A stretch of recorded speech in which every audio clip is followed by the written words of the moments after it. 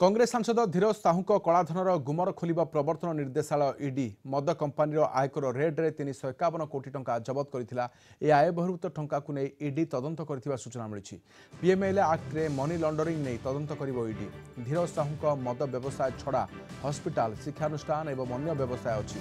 कला टंका केमिति आसुथुला, कला टंका को अन्य व्यवसाय केमिति लगाउथुले कि ए सबु नहीं ईडी खोलताड़ करिवो। धीरज एवं कंपानी निर्देशक को ईडी पचरा उचरा करिपारे। निकटरे धीरज को बौद्ध डिस्टिलरी प्राइवेट लिमिटेड रो ओडिशा छत्तीसगढ़ पश्चिमबंग कंपानी ऑफिस एवं घर उपर चढ़ऊ करथिला आयकर विभाग। एथिरे बस्ता बस्ता टंका जबत होइतिला। विभिन्न स्थानरू रेड्रे 351 कोटी टंका जबत होइतिला। धीरज साहू जो स्टेटमेंट देइचंती सेटा गोटे पब्लिक स्टेटमेंट, सेटा इनकम टैक्स पाई उद्दिष्ट बोली आमे कहि परिबा नै। द्वितीय कथा हूँ आम समस्ते राजी हवा जे 351 कोटी गोटे अनप्रेसिडेंटेड अमाउंट।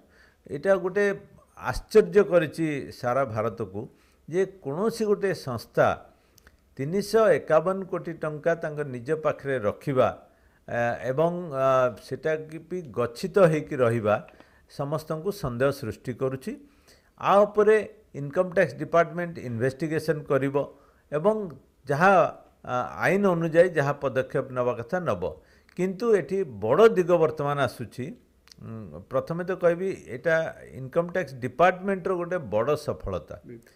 ता संगे संगे जो पीएमएलए बा prevention of money laundering act जोटा कि प्रोसीड्स ऑफ क्राइम बा कोनोसी इलीगल सोर्स रु जदि पैसा आसीथिबो ताहले प्रवर्तन निर्देशालय बा एनफोर्समेंट डायरेक्टरेट सेगुडिक इन्वेस्टिगेट करिवो एवं तांकर पावर अच्छी कंसर्न लोक मानू अरेस्ट करि परिबे, तांको इंटरोगेट करिवे एवं तांको पैसा बाज्याप्त करिवे सरकार अकाउंट को नवा पई। किंतु इनकम टैक्स रो काम होची जे से पैसा गुडिक टैक्स आदाय पर्यंत रखिबे। जदि अधिक पैसा अच्छी टैक्स जेतिके डिमांड हबो ताठरो अधिक पैसा अछि ताको फेरस्त मध्य करि पारंती।